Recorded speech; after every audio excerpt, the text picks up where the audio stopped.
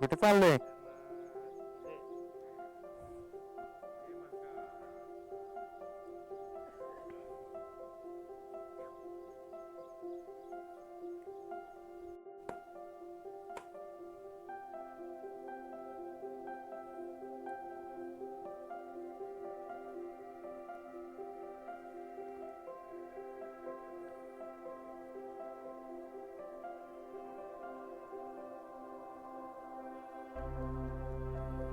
चल भावा जाऊ काय? Happy thank you. हा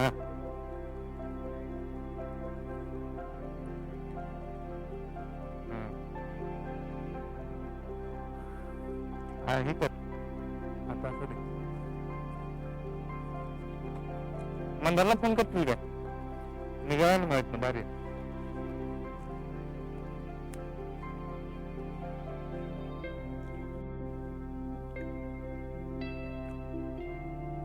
अरे काय करू, जाऊ का मी?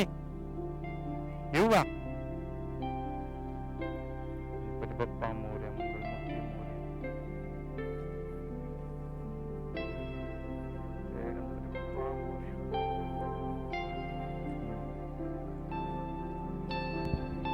चल चल. हर हर महादेव.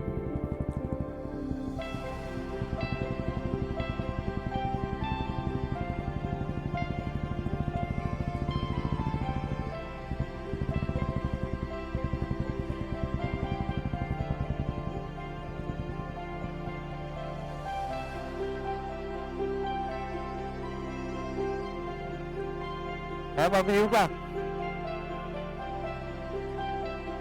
हा ओके चला. हा हो चालतंय.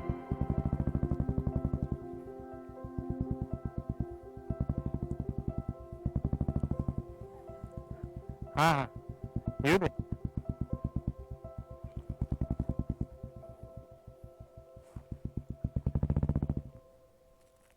चलो तो हम अभी निकल चुके हैं अपने घर से.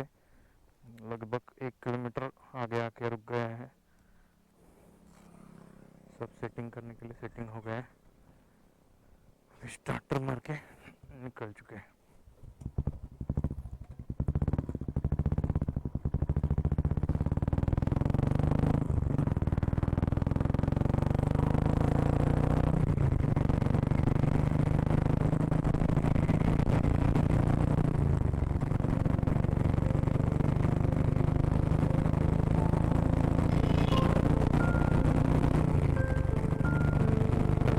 अपना एक दोस्त अपने को मिलने खड़ा है आगे, उसको मिल के जाएंगे. तो इधर अपना खास दोस्त है, प्रचिति में काम करता है. प्रचिति दूरसंग करके है इधर.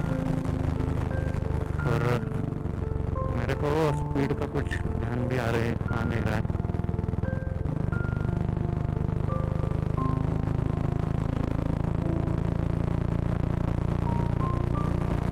तो एकदम तेज चल रहा है.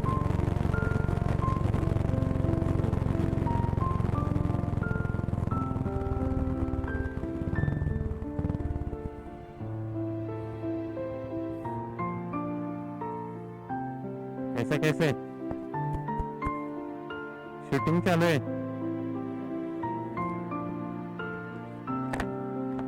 इस टाइम अपने पास गोप्रो है.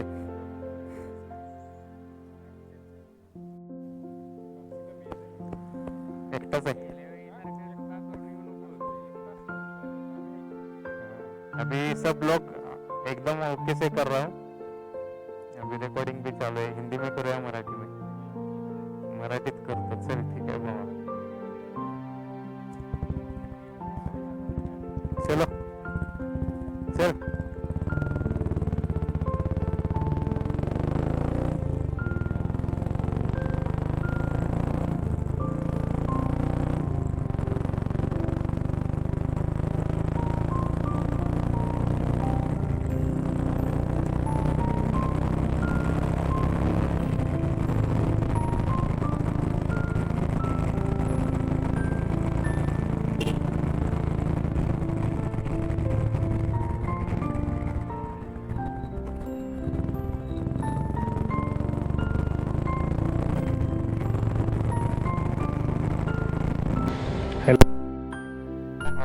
आहे एका स्पिरिच्युअल जर्नीसाठी. तर आपण आता घरापासून म्हणजे शिराळ्यापासून जवळपास 40 किलोमीटर आलेलो आहे. आंबा घाटाच्या अलीकडे आहेत आपण आणि पूर्णपणे रस्त्याचं काम चालू असल्या कारणानं जास्त काही तुम्हाला शो करता येत नाही, कारण रस्ता कच्चा आहे आणि प्लस वेदर एवढं खराब आहे. तुम्ही समोर बघू शकताय कसं धुक्यांनी सगळं डोंगर वगैरे माखून घेतलेले आहेत. तर चला आपण चालू करूया आपली राईड कंटिन्यू करूया. बॅटरी चालू असल्यामुळं गाडी चालू होत नव्हती. जय श्रीराम. स्लाइटली कपडे भयानक असे ओले झालेत आपले. कपडे ओले होण्याचं कारण म्हणजे व्यवस्थित रेनकोट आहे तो जरा थोडा मला वाटतं लीक आहे आपला. काय नाही, हरकत नाही. आपण काही ना काहीतरी साध्य करायचं, आपल्याला देवाची भक्ती करायची, तर थोडंफार ओलं झालं तरी काय हरकत नाही. समोर बघू शकताय पूर्णपणे पाऊस येण्याची दाट शक्यता आहे. तर मी तुम्हाला असं जास्त काय दाखवू शकणार नाही. जोपर्यंत पाऊस येत नाही तोपर्यंत तरी मी तुम्हाला कंटिन्यू दाखवतो. तुम्ही टाइमलॅप्स त्याचे घेऊ शकता, परत ते आपण ॲड करू. रस्त्याची कंडिशन तुम्ही बघू शकता एकदमच खराब आहे. जास्त मी कॅमेरा स्टेबल ठेवण्याचा प्रयत्न करतोय, बट रस्ताच खराब असल्या कारणानं काय होत नाही आहे. आता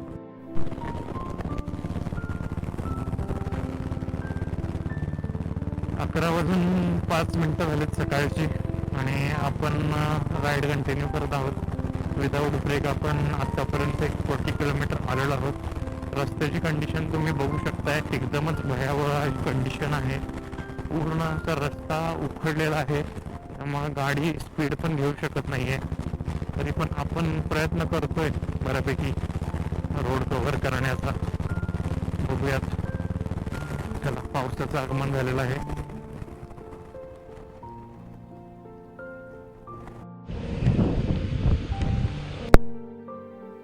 आपण सध्या आंबा घाटामध्ये पोहोचलो आहोत आणि खास तुमच्यासाठी प्रेक्षकांसाठी मी कॅमेरा चालू केलेला आहे. बऱ्यापैकी शूटिंग पण व्यवस्थित होत आहे.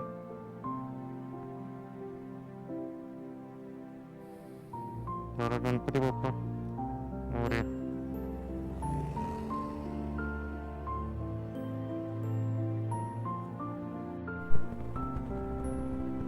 मित्रांनो, राईड बद्दल तुम्हाला सल्ला द्यायचा आहे की सोलो जर राईड करत असाल तर टाइम टू टाइम लगेजकडे लक्ष देत चला, जेणेकरून तुम्हाला शुअरिटी येईल की बाबा लगेज आपलं व्यवस्थित आहे, कुठं कळलेलं नाही आहे किंवा कुठलं लगेज सुटलेलं नाही आहे, मिसमॅनेज नाही आहे.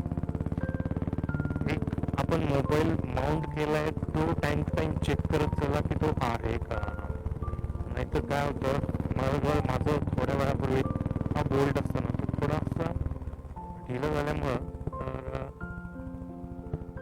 मोबाईल असा हातातच आलेला डायरेक्ट.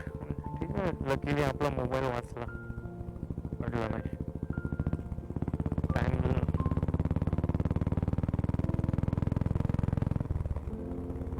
चला भेटू. तर आपण आता सध्या आंबा घाटामध्ये एंट्री करत आहोत आणि असं काहीसं दृश्य आहे समोर. आपल्या बॅग्स वगैरे व्यवस्थित आहेत का ते चेक करून सध्या मी तुम्हाला एक चांगला व्ह्यू देण्याचा प्रयत्न करतोय. बघूया, आपल्याला घाटामध्ये फक्त पाऊस नाही लागला पाहिजे. रस्त्याची अशी भयावह अवस्था तुम्ही बघू शकताय. किती खडतर रस्ता आहे. काय आहे, पावसात असतं वातावरण असं तुम्ही बघू शकता. थोडंसं क्लिअर आहे वेदर, जास्त असं धुकं वगैरे आहे तो मोस्टली धुक्यामध्येच असतोय. आणि इकडं डोंगर पण तुम्ही बघू शकताय, बऱ्यापैकी डोंगर पण असे व्यवस्थित फुलले आहेत. कुठे काय लँडस्लाईड वगैरे काय असा प्रकार नाही आहे. मोस्टली इकडं लँडस्लाईडचं प्रमाण पण असतं बऱ्यापैकी. मी चिपळूणला कॉलेजला होतो, त्यामुळं माझं सारखं येणं जाणं असायचं या रोडला. इकडे छोटे छोटे तुम्ही वॉटरफॉल्स बघू शकताय सध्या. ओव्हरटेकिंग असं साईन आहे. हे बघा, छोटे छोटे वॉटरफॉल्स किती भारी ना. इकडे धुकं निघालंय मस्त असं, मस्त मस्त सीनिक व्ह्यू आहे एकदम. इकडे फोटोशूट चालू आहे एकदम. ब्लॉगिंगचा आनंद घेत आपण निघालोय मस्त.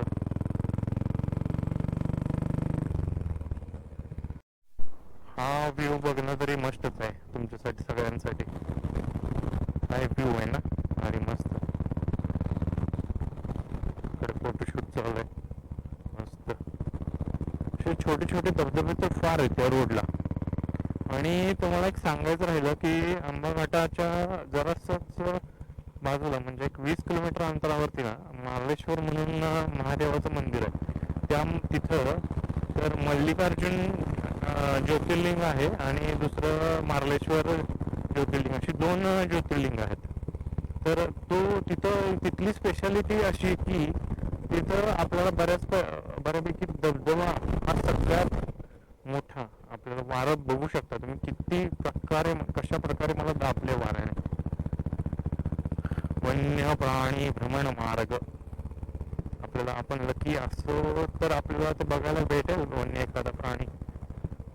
बघू शकता इकडे थोडंफार लँडस्लाईड झालेले आहे, तर ते लगेच गव्हर्नमेंट क्लिअर केले. पण रोडकडे ह्या वर्षी तरी मला वाटते भयानक दुर्लक्ष केले त्यांनी. मला वाटते लक्ष द्यायला पाहिजे चांगलं. ठीक आहे, नाही तर काय आता ऍडजस्ट करतोय आपणच. पिकअपचा काय प्रॉब्लेम नाही आहे. रोड फक्त कसं आहे, डॅमेज असल्यामुळे आपण जास्त स्पीड घेऊ शकत नाही आहोत. शूटिंग स्टोन एरिया हा बऱ्यापैकी. आणि बघू शकता वर्दळ मोठ्या गाड्यांची भरपूर आहे. खड्डे तर असे गुडघा बरेच. चलो,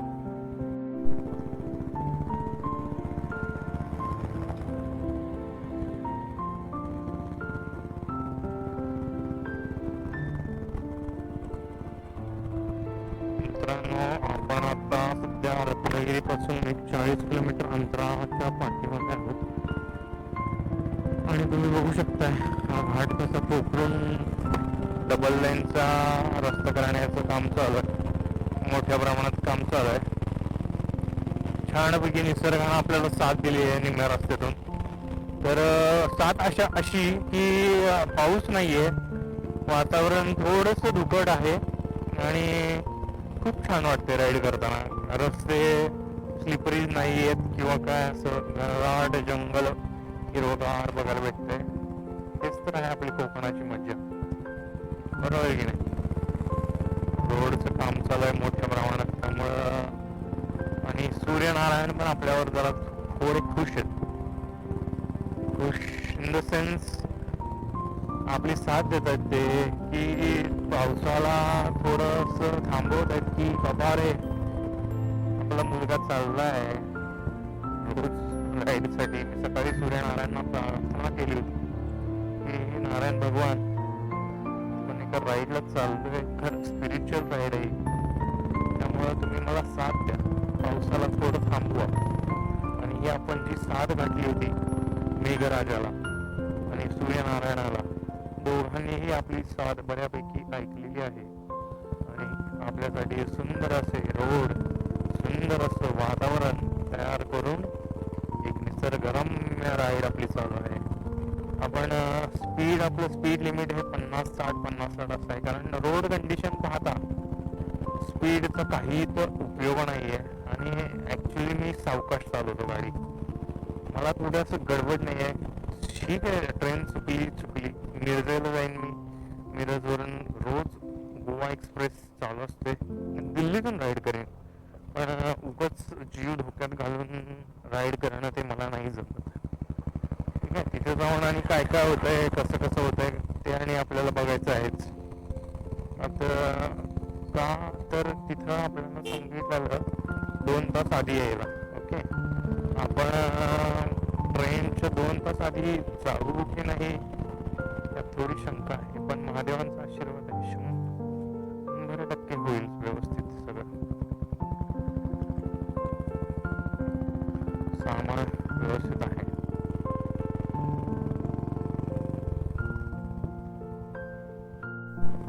वातावरण पूर्णपणे छान झालेलं आहे. ऊन पडलेलं आहे.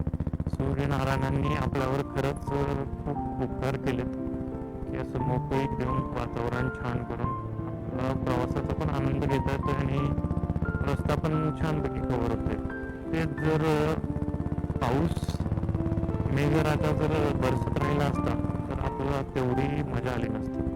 आपण समोर बघू शकता एक सुंदर असा वॉटरफॉल आपल्याला दिसत आहे. मस्त अशाच प्रकारे आपण ही राईड व्यवस्थित शांततेत अशी आपण पार पाडतोय.